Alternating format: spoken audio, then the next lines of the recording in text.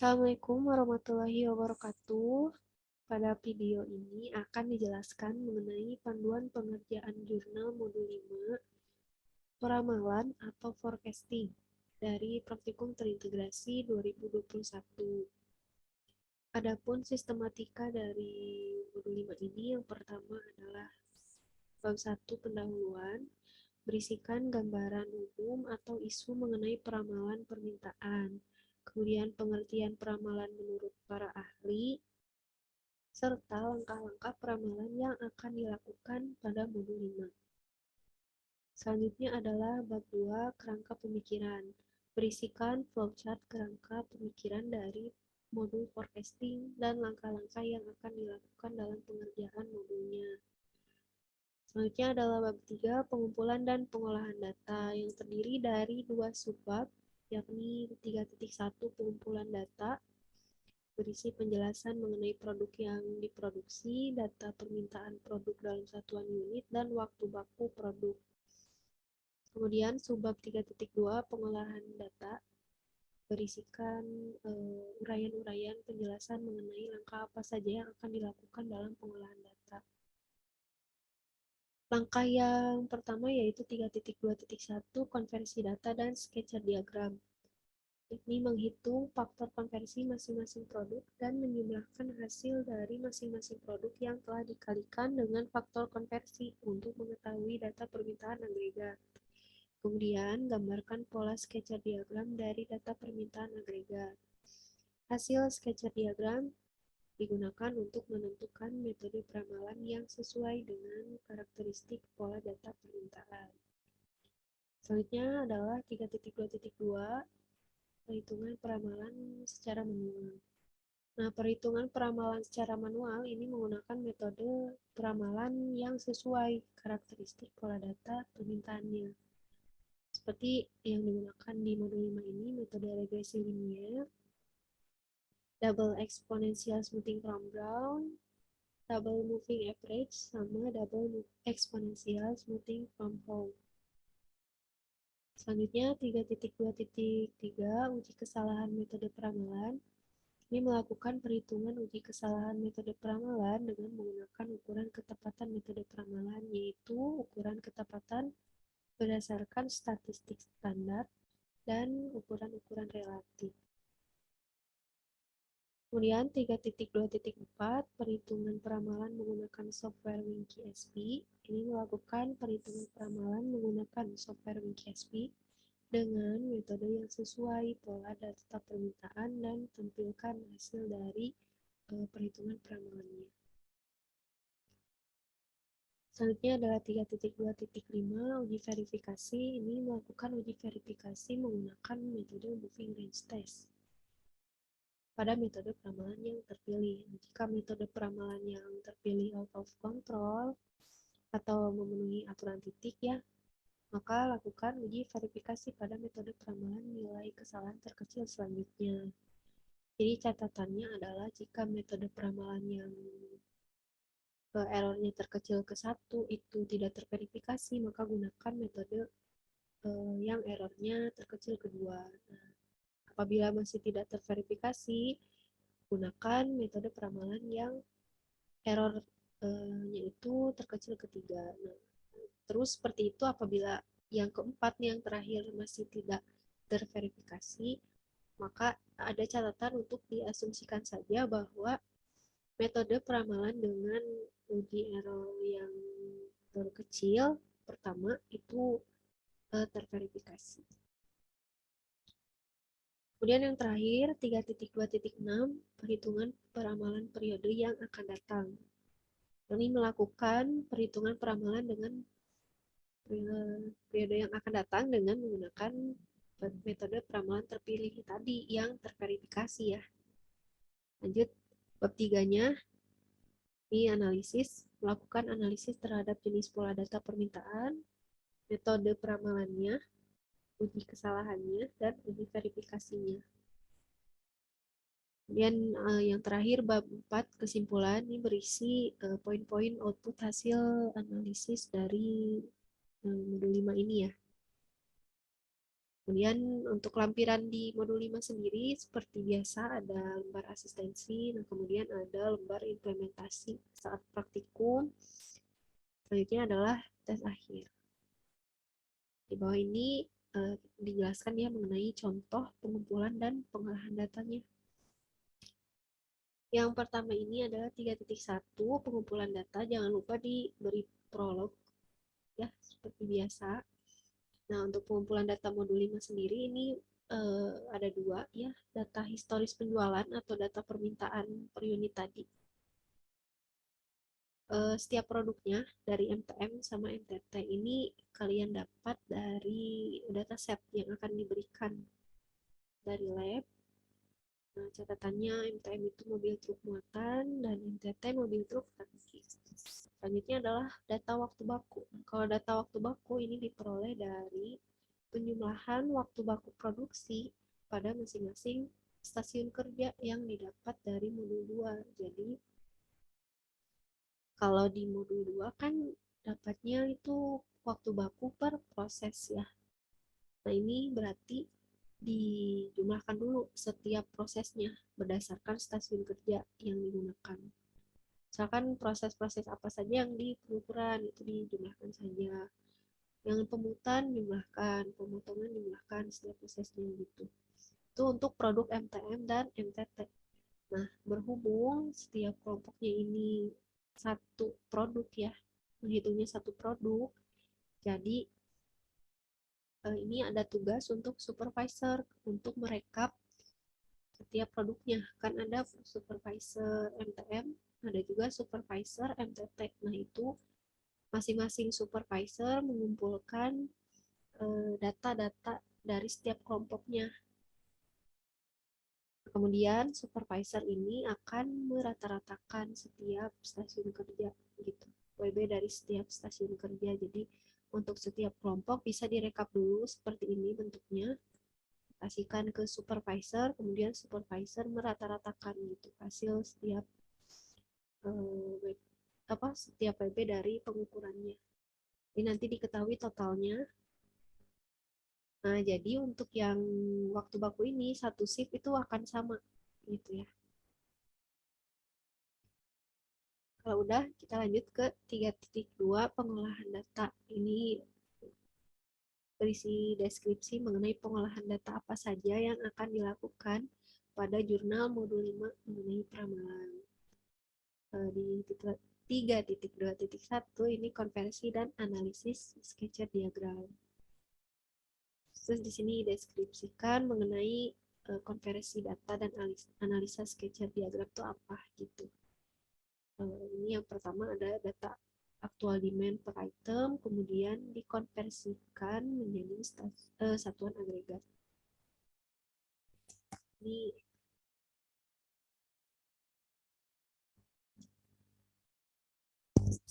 Nah, ini terlihat ya untuk yang di pengolahan datanya ini. Nah, yang pertama itu untuk faktor konversi kalian lihat di data waktu baku. Ini kita kan menggunakan konversinya berdasarkan waktu baku. Jadi dilihat waktu bakunya. Mana sih yang paling besar dari MTM sama MTT. Nah, ini yang paling besar nanti digunakan sebagai faktor konversi atau pembagi gitu. Ini kan kalau dicontoh ada MTM ya 75,54. Berarti nanti kalian pakai pembagi 75,54. Ini contoh untuk faktor konversi MTT ya. Berarti waktu baku MTT dibagi waktu baku MTM. Hasilnya 0,9 karena 68,19 dibagi 75,54 gitu. Jadi direkap juga di tabel faktor konversi. Sedangkan yang MTM ini 1 karena kan 75,54 dibagi 75,54 gitu. Kalau udah kalian hitung permintaan agregatnya. Ini pakai persamaan untuk total permintaan agregat. Persamaannya yaitu permintaan item MTM dikali faktor konversi MTM ditambah permintaan item MTT dikali faktor konversi MTT. Nah, ini ada contoh perhitungan untuk periode ke-7. Ini periode ketujuh kan bisa dilihat ya ini. Ini permintaan item MTM 170 dikali 1 karena faktor konversinya 1, ini 170 ditambah 179 dikali 0,90, ini kan 179 kali 0,90, hasilnya 331,60.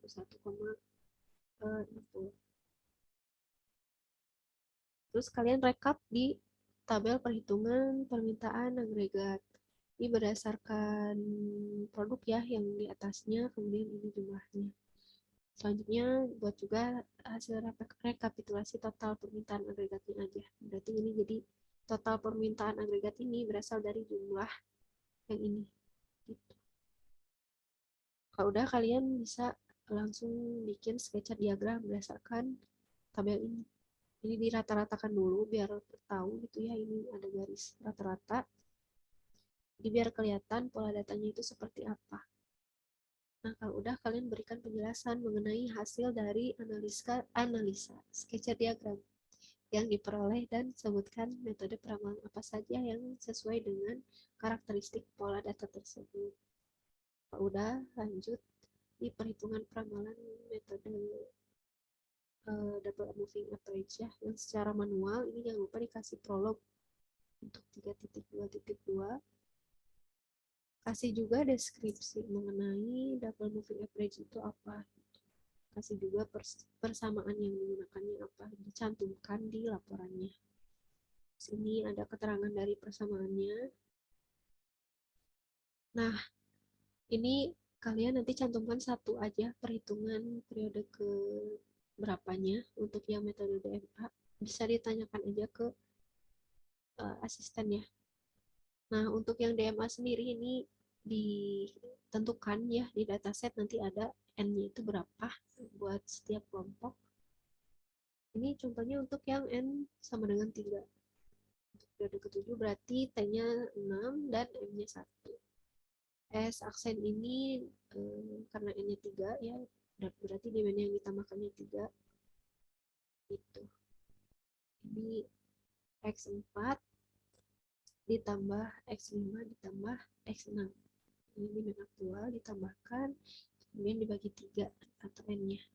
Hasilnya 326,94. Nah, udah lanjut hitung double aksen. Ini juga sama, cuma yang ditambahkan bukan demand tapi S aksen. Nah, hasilnya segini 323,24. Nah, kemudian kalian bisa hitung A-nya dengan persamaan 2 S aksen dikurangi S double aksen. Jadi kan S aksen, nah ini tinggal disesuaikan aja sama persamaannya, hasilnya 330,64. Nih. Kemudian lanjut hitung juga B-nya. B-nya pakai persamaan 2 dibagi N min 1 dikali S aksen dikurangi S double aksennya.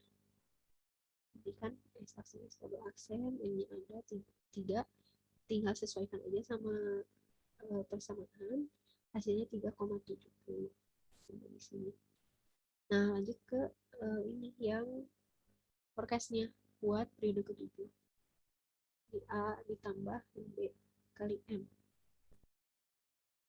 Hasilnya 334,34. Gitu.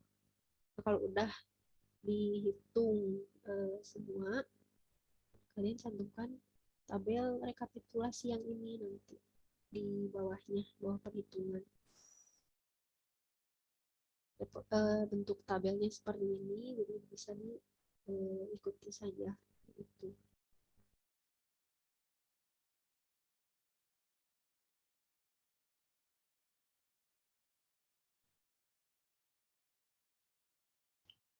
Nah, selanjutnya ada metode double exponential smoothing from Brown atau Dash Brown. Di sini tuh pertama ada inisialisasi untuk periode pertama di S aksen. S aksen 1 sama S double aksen. Itu tuh sama kayak aktual demand di periode pertama. Nah, persamaannya itu ada di sini S aksen sama dengan alfa dikali X itu aktual demand, ditambah 1 min alfa dikali S aksen periode sebelumnya. Terus ada S double aksen sama dengan alfa dikali S aksen ditambah 1 min alfa dikali S double aksen periode sebelumnya. Terus di sini kita nentuin juga ada A dan B. A itu parameter eksponensial smoothing-nya. Terus kalau B itu konstanta smoothing. Nah, untuk A-nya sendiri itu sama dengan S aksen ditambah S aksen dikurang S double aksen atau 2 S aksen dikurang S double aksen. Terus untuk B-nya sama dengan alfa dibagi 1 min alfa dikali S aksen dikurang S double aksen. Lalu untuk menentukan forecast-nya itu ada A ditambah B dikali M. Selanjutnya kita masuk ke contoh perhitungan peramalan untuk periode ke-7. Karena tadi di atas ada F, T ditambah E, maka kalau misalnya kita mau cari forecasting untuk periode ke-7, maka T yang dicarinya itu adalah 6 dan M-nya 1. Nah, makanya di sini kita untuk cari S aksen, S double aksen, A sama B-nya itu kita pakai periode 6 karena kita mau cari forecast di periode 7. Terus di sini diketahui untuk alfanya itu sama dengan 0,38. Yang pertama kita hitung S aksen periode ke-6 sama dengan alfa tadi masukin 0,38 dikali X periode 6 atau aktual demand periode 6. Nah, bisa dilihat di tabel yang ada di sebelah kanan. Ini ditandain kuning. Ini ada 329,8. Terus ditambah 1 min alfa dikali S aksen di periode sebelumnya, berarti di periode 5 yang ini. Yang 322,20. Hasilnya sama dengan 325,08. Yang ini. Nah, selanjutnya kita cari S double aksen periode ke-6. Yang pertama masukin dulu alfanya. Alfa dikali S aksen periode ke-6 yang tadi 325,08 ditambah 1 min alfa dikali S double aksen periode sebelumnya. Berarti periode 5 yang ini yang 319,86. Hasilnya sama dengan 321,84 yang ini.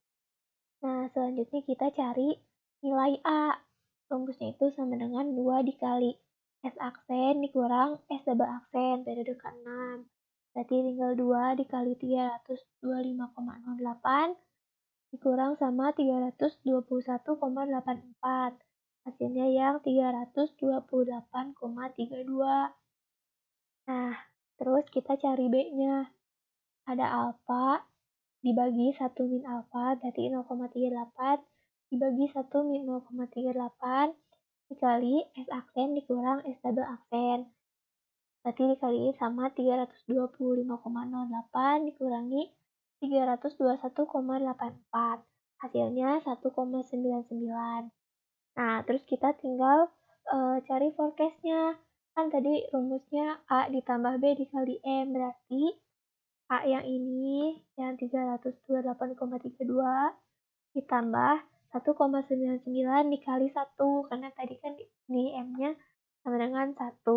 Hasilnya itu 330,32.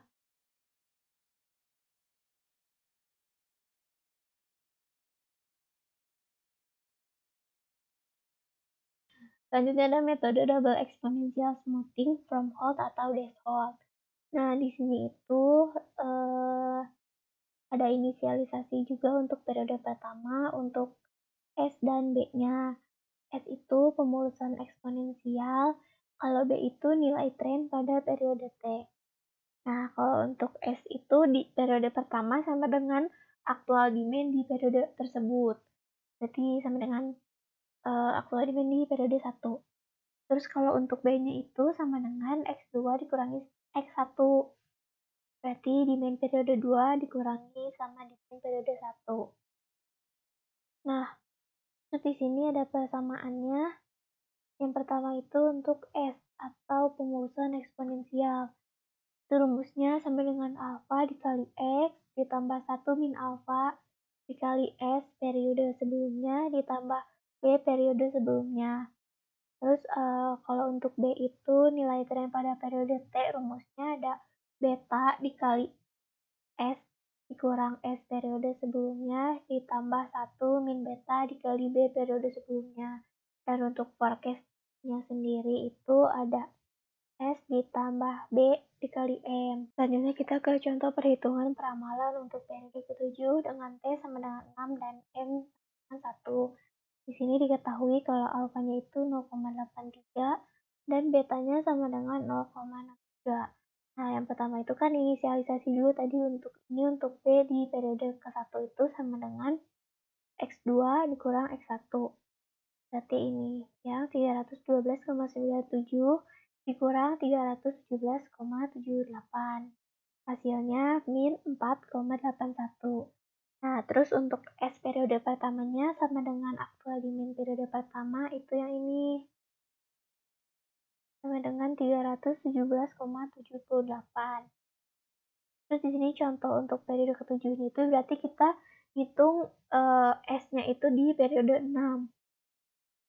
Berarti rumusnya itu kan masukin alfanya 0,83 dikali sama X periode 6 itu 329,78 yang ini. Nah, terus ditambah 1 min alfa, 1 min 0,83 dikali S periode sebelumnya.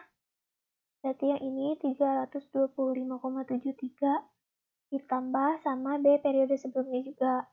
Yang ini yang periode 5, 2,48.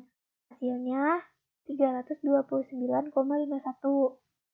Nah, terus untuk nilai B-nya, rumusnya sama dengan beta dikali S periode 6, betanya itu 0,3. Udah diketahui. Terus masukin S periode 6, ada 329,51. Terus dikurangi sama S periode sebelumnya, 325,73. Ditambah 1 dikurang beta 0,63 dikali sama B periode sebelumnya. Berarti B periode 5 itu 2,48. Hasilnya sama dengan 3,30. Nah, sekarang kita tinggal hitung forecast-nya. Yaitu S ditambah B dikali M. Nah, berarti ini untuk forecast di periode ke-7 itu berarti S periode 6 329,51 ditambah sama B periode 6 juga 3,30 dikali 1 sama dengan 332,8.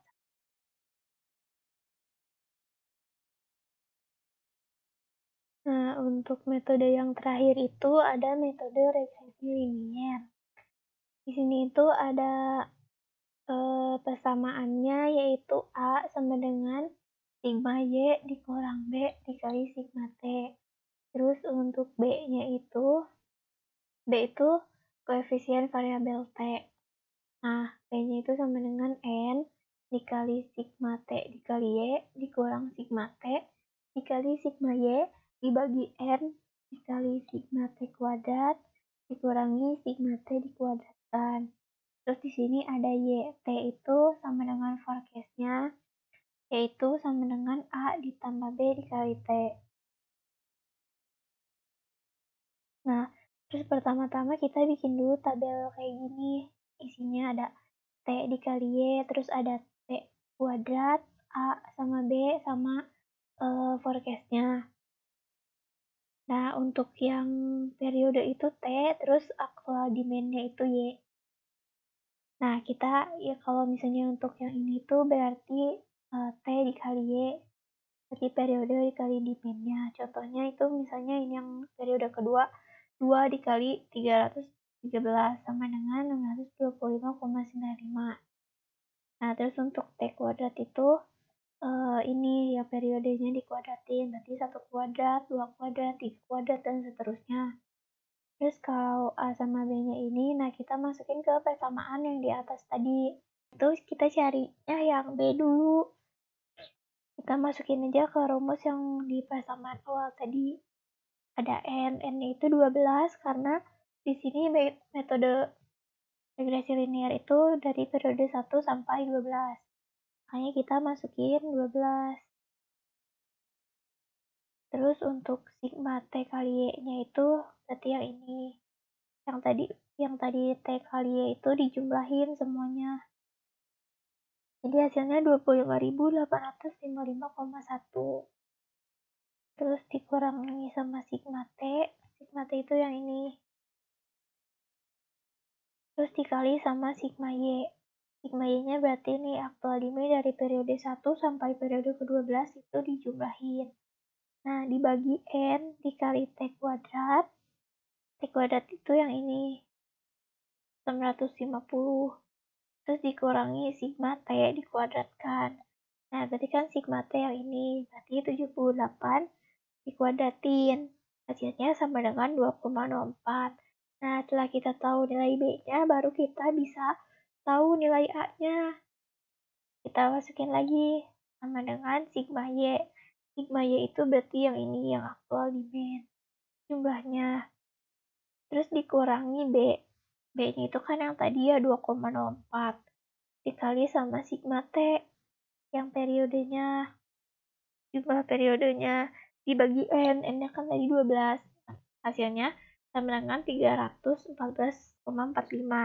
Nah, untuk metode regresi linear ini, nilai A sama B-nya semua periode itu sama. Nah, setelah diketahui nilai A sama B-nya, berarti kita bisa cari nilai forecast-nya. Kan tadi A ditambah B dikali T. Kita masukin dulu aja ke rumusnya, yaitu 314,45 ditambah B-nya 2,04 dikali T. Nah, T-nya itu sesuai nih sama kalian mau cari periode berapa. Kalau di sini kan contohnya di periode ke-1 berarti dikaliin sama 1 gitu. Kalau misalnya nanti mau cari periode 2 berarti 314,45 dikali 2,04, di sininya 2,04-nya dikali 2 dan seterusnya. Terus di sini tuh kalian bisa lakukan perhitungan sampai Y12.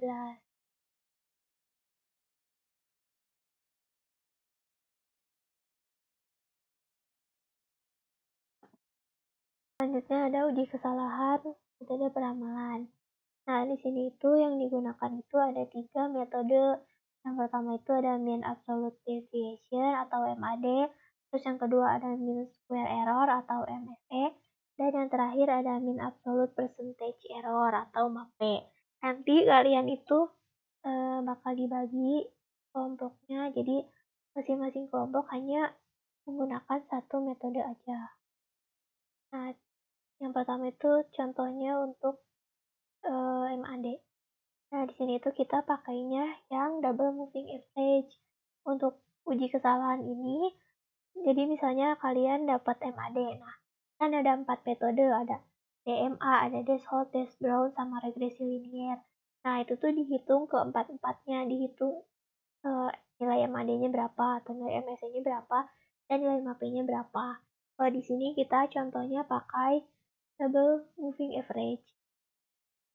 Nah, contohnya itu kayak gini. Kan di sini tuh kenapa cuma ada 7 baris? Karena kita lihat dulu sebentar. Nah, di hasil forecasting yang double moving average itu yang terisi itu hanya dari periode ke-6 sampai 12. Jadi makanya kita masukinnya hanya yang dari periode 6 sampai 12 aja. Karena yang dari periode 1 sampai 5 itu forecast-nya gak keisi.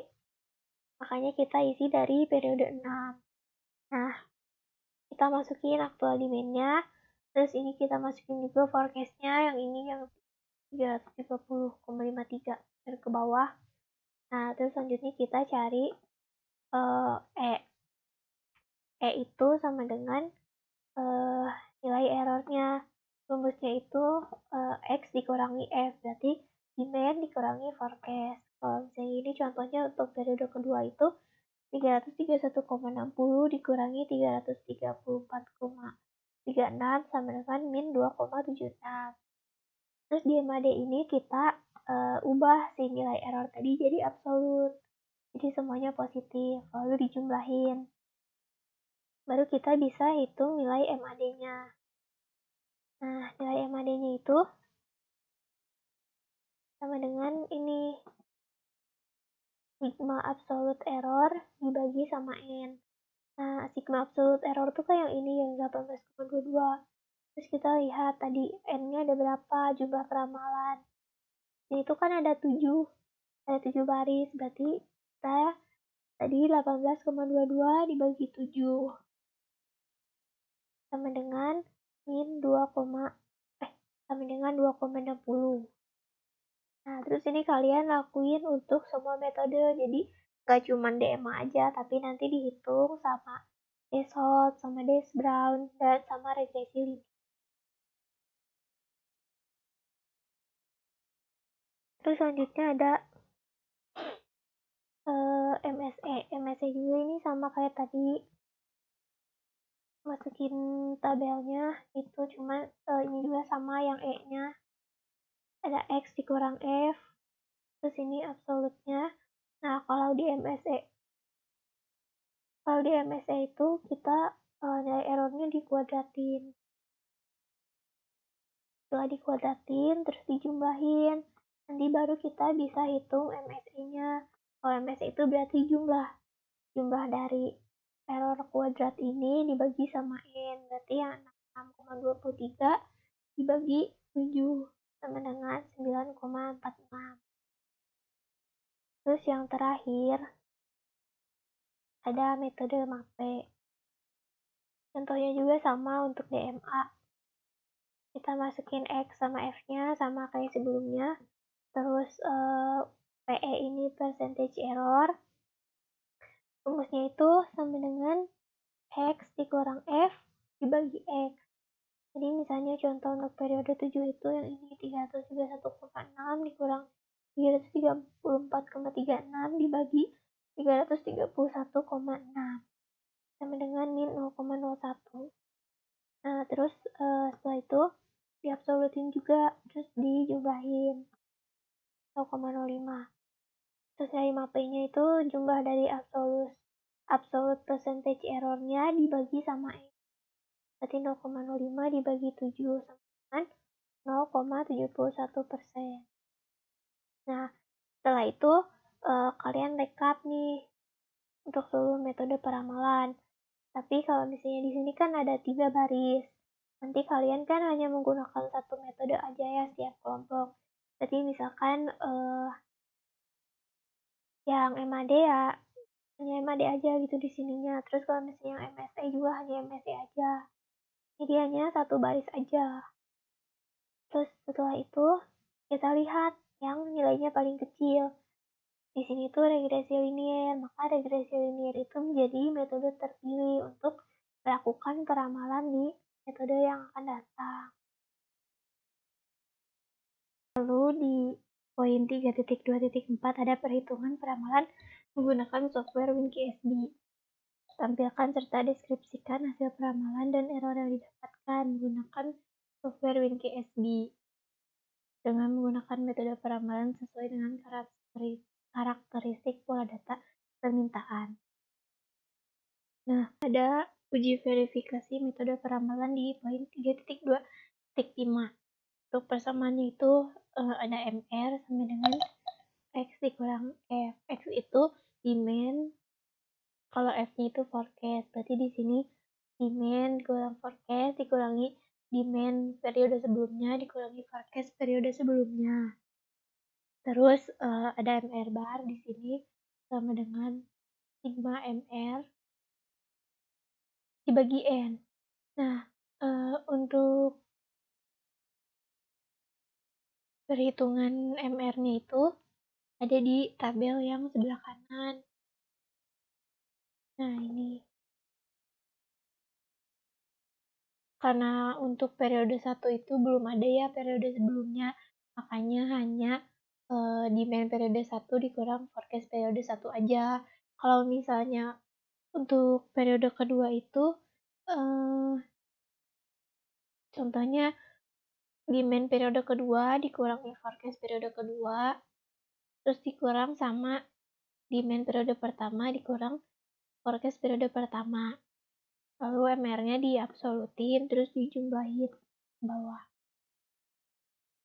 Nah, selanjutnya ini ada kita di sini nentuin ada UCL, CL, LCL sama region A, B, sama C. Kalau misalnya untuk UCL ini rumusnya ada plus 2,66 dikali MR. Nah, ini tuh angka-angka ini tuh udah ketentuan dari sananya, jadi kalian hanya tinggal masukin nilai MR bar-nya aja. Jadi ini nyari MR bar-nya itu kan jumlah nilai moving range-nya dibagi jumlah periodenya. Berarti yang ini 39,46 dibagi sama 12. Nah, untuk uji verifikasi ini tuh dilakuin untuk metode peramalan yang terpilih aja. Jadi kan yang terpilihnya regresi linier, makanya di sini kita masukinnya aktual demand sama forecast-nya yang regresi linier aja. Nah, selanjutnya kan udah nih masukin MR bar-nya, berarti plus 2,66 dikali 3,29. Hasilnya sama dengan 8,75. Terus CL ini sama dengan 0, karena CL itu nanti yang jadi garis di tengahnya. Terus kalau LCL ini min 2,66 dikali MR bar, sama dengan min 8,75. Nah, terus di sini ada region A, B, sama C. Itu tuh region A itu ada yang plus, ada yang minus. Region B juga sama. Kalau misalnya region C itu sama dengan CL. Jadi dia yang di tengah, jadi sama dengan 0. Nanti setelah ditemuin nilai-nilai ini, dibikin grafik ini, grafik moving range. Nah, di sini contohnya ada nih ya yang ini, ya ini tuh UCL. Tadi kan UCL-nya 8,75. Nah, ada di sini. Itu UCL yang positif. Nah, terus kalau yang kuning ini ACL, terus yang hijau ini ada region A yang negatif, terus kalau yang pink ini region A yang positif gitu. Nah, terus garis merah ini tuh yaitu dapatnya dari error ini, dari nilai errornya. Aktual demand dikurang sama forecast. Nah, nanti ini dimasukin juga ke sini ke grafiknya. Akan bentuk yang garis merah ini. Nanti setelah itu diberi penjelasan berdasarkan hasil tersebut apakah metode ini terverifikasi atau enggak. Pakai aturan 3 titik, aturan 5 titik, dan aturan 8 titik. Nah, terus selanjutnya ada perhitungan prediksi permintaan unit agregat. Kalau misalnya tadi sebelumnya metode yang terpilih itu kan regresi linier sudah terverifikasi dan udah valid gitu ya. Makanya dia dipakai untuk menghitung prediksi permintaan unit agregat di 12 periode yang akan datang.